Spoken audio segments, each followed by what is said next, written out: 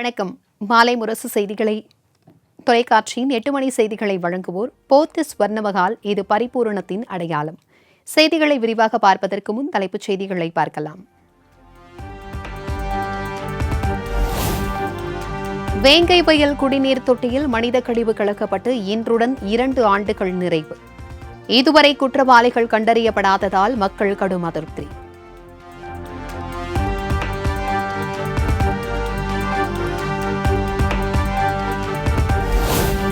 ஆறாத வடுக்களாக வாட்டும் உலகையே உலுக்கிய 20ஆம் ஆண்டு சுனாமி தினம் இன்று அனுசரிப்பு. தமிழ்நாடு புதுச்சேரி கடற்கரையில் சுனாமி அலையில் சிக்கி உயிரிழந்தவர்களுக்கு அஞ்சலி.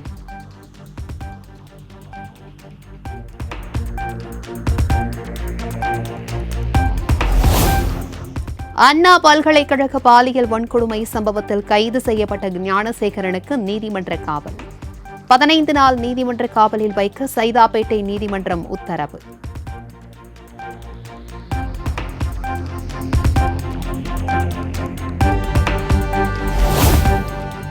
அண்ணா பல்கலைக்கழகத்திற்கு பின்புறம் மாணவிகளை தொடர்ந்து வீடியோ எடுத்து மிரட்டி வந்த ஞானசேகரன் வீடியோ பதிவை வைத்து மிரட்டி மாணவிகளிடம் பாலியல் சீண்டலில் ஈடுபட்டதும் அம்பலம்.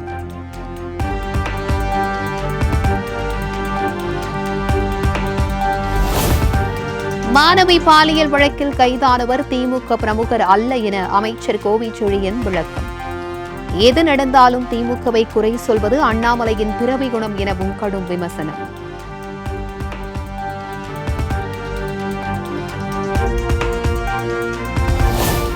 அண்ணா பல்கலைக்கழக மாணவி பாலியல் வன்கொடுமை செய்யப்பட்டதை கண்டித்து அதிமுக சார்பில் இன்று ஆர்ப்பாட்டம். காலை 10 மணிக்கு பல்கலைக்கழக வாயிலில் நடைபெறும் என அறிவிப்பு.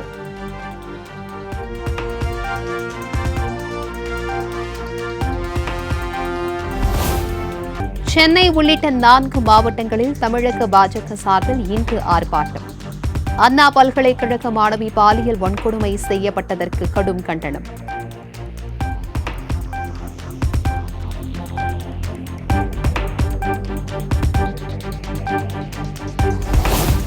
ஆளும் கட்சியின் அரவணைப்பில் அருவருக்கத்தக்க குற்றங்கள் அரங்கேறி வருவதாக தமிழிசை சவுந்தரராஜன் குற்றச்சாட்டு.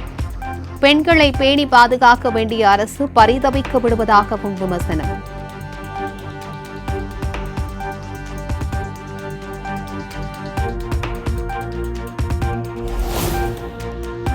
சென்னையில் 1000 விளக்கு, அண்ணா சாலை, மயிலாப்பூர் உள்ளிட்ட பல்வேறு பகுதிகளில் நள்ளிரவில் மிதமான மழை. தேனாம்பேட்டை, நந்தனம், கிண்டி பகுதிகளில் பரவலாக மழை பெய்தது.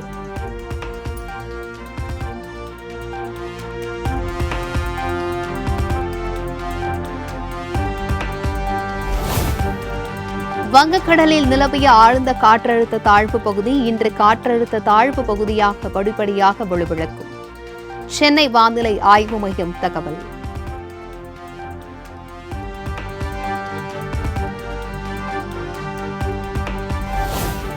தமிழகம் புதுச்சேரியில் அடுத்த 5 நாட்கள் மிதமான மழைக்கு வாய்ப்பு. ஒரு சில இடங்களில் இடியுடன் கூடிய மழை பெய்யும் என சென்னை வானிலை ஆய்வு மையம் கணிப்பு.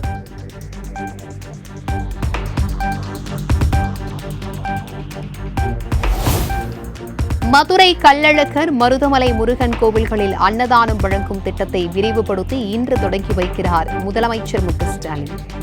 பழனி தண்டாயுதபாணி சுவாமி கோவில், பள்ளி, கல்லூரி மாணவர்களுக்கு மதிய உணவு வழங்கும் திட்டத்தையும் காணொலி வாயிலாக தொடங்கி வைக்கிறார்.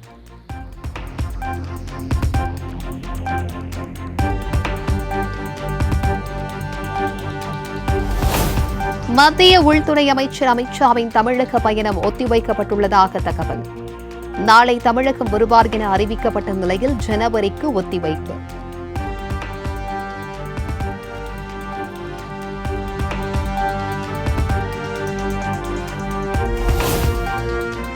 சபரிமலை ஐயப்பன் கோவிலில் இன்று மண்டல பூஜை. கூட்டத்தை கட்டுப்படுத்தும் வகையில் குறைவான பக்தர்களுக்கு மட்டுமே அனுமதி.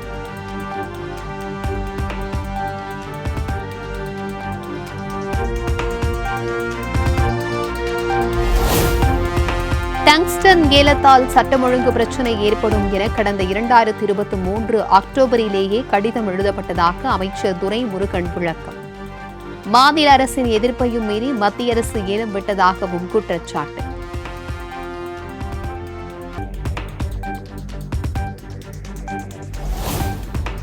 முதலமைச்சர் மு க ஸ்டாலின் பிரதமருக்கு கடிதம் எழுதிய பின்னர் ஏலத்தை மறு ஆய்வு செய்ய மத்திய அரசு முடிவு. ஏலத்தை முழுவதுமாக ரத்து செய்ய வேண்டும் எனவும் அமைச்சர் துரைமுருகன் வலியுறுத்தல்.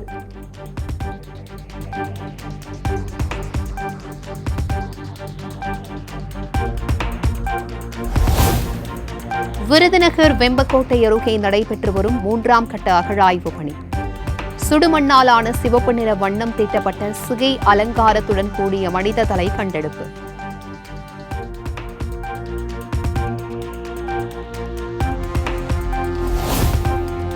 கோவை காருண்யா வேளாண்மை பல்கலைக்கழக சுற்றுச்சுவர் மீது ஏறி புகுந்த ஒற்றை காட்டு யானை. காலை முதல் மாலை வரை ஒரே இடத்தில் முகாமிட்டு பயிர்களை அழித்து அட்டகாசம்.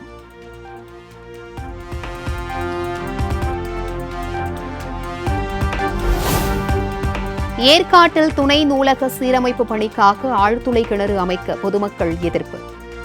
நள்ளிரவில் வாகனத்தை சிறைப்பிடித்து போராட்டத்தில் ஈடுபட்டதால் பரபரப்பு.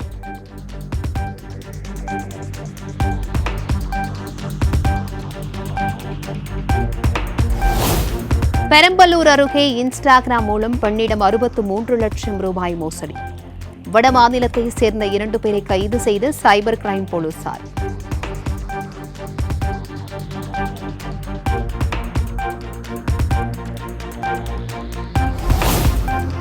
நாகை அருகே இடுப்பளவு தண்ணீரில் இறந்த மூதாட்டியின் உடலை சுமந்து சென்ற அவலம். வாய்க்காலின் குறுக்கே பாலம் கட்டித்தர வேண்டுமென அரசிற்கு பொதுமக்கள் கோரிக்கை.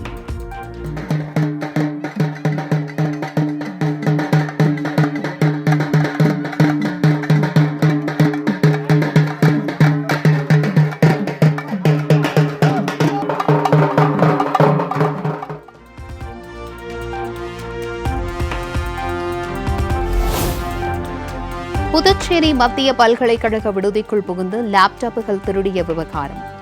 குற்றவாளி பல்கலைக்கழக பாதுகாவலரிடம் வழி கேட்டு சாவகாசமாக ஆட்டோவில் ஏறி செல்லும் சிசிடிவி காட்சி.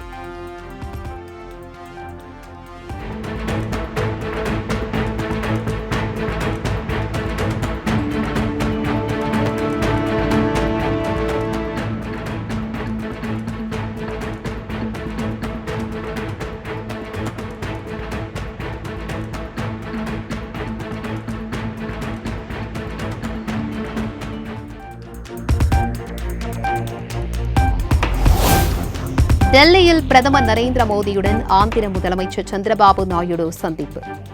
ஆந்திராவில் மேற்கொள்ளப்படும் வளர்ச்சி திட்டப் பணிகள் உள்பட பல்வேறு விவகாரங்கள் குறித்து ஆலோசனை.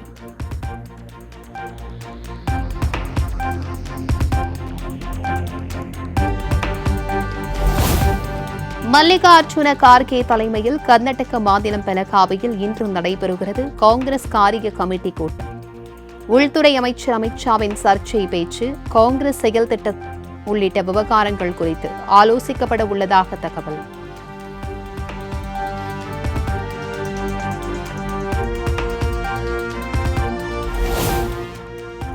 பழைய வாகனத்தை விற்றால் 18% ஜிஎஸ்டி என்ற புதிய வரி விதிப்பை பெரும்பாலானோர் எதிர்ப்பதாக ப. சிதம்பரம் கருத்து.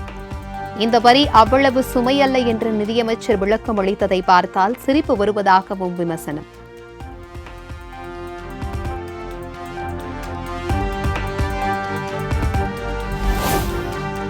சபரிமலை ஐயப்பன் கோவில் நடைபாதையில் உலா வந்த ராஜநாகம்.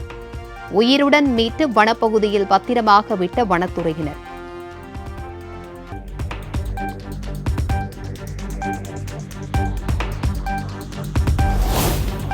மலையாள இலக்கியத்தின் பிதாமகன் எம்.டி. வாசுதேவன் நாயர் காலமானார்.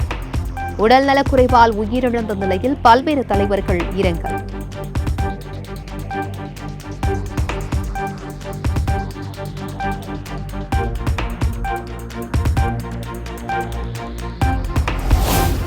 நாடாளுமன்றம் அருகே உத்தரப்பிரதேசத்தை சேர்ந்த இளைஞர் தீக்குளித்து தற்கொலை முயற்சி.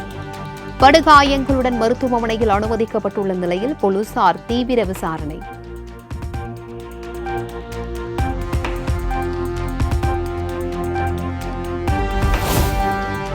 ராஜஸ்தானில் ஆழ்துளை கிணற்றில் விழுந்த 3 வயது சிறுமி 4 நாட்களாக இரவு பகலாக தொடரும் மீட்பு பணி.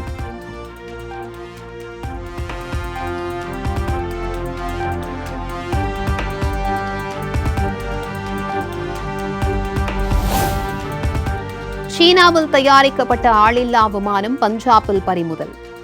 எல்லை பாதுகாப்பு படை மற்றும் போலீசார் அதிரடி.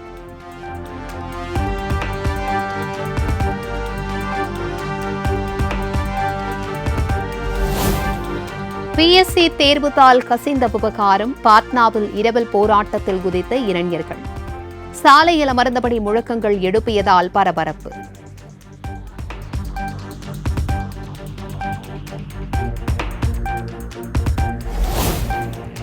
டெல்லி, ஜம்மு காஷ்மீர் உள்ளிட்ட வட மாநிலங்களை வாட்டி வரும் கடும் குளிர்.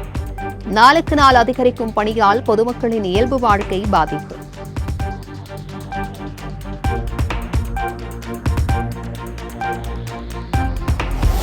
இந்தியா ஆஸ்திரேலியா இடையேயான 4வது டெஸ்ட் போட்டியில் இந்தியா பந்துவீச்சு.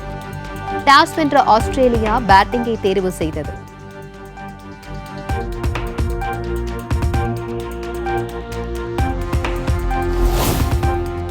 அமெரிக்காவில் நடிகர் சிவராஜ்குமாருக்கு வெற்றிகரமாக நடைபெற்ற புற்றுநோய் அறுவை சிகிச்சை. உடல்நிலை சீராக இருப்பதாகவும் விரைவில் வீடியோ ஒன்றை அவரே வெளியிடுவார் எனவும் மருத்துவமனை நிர்வாகம் தகவல்.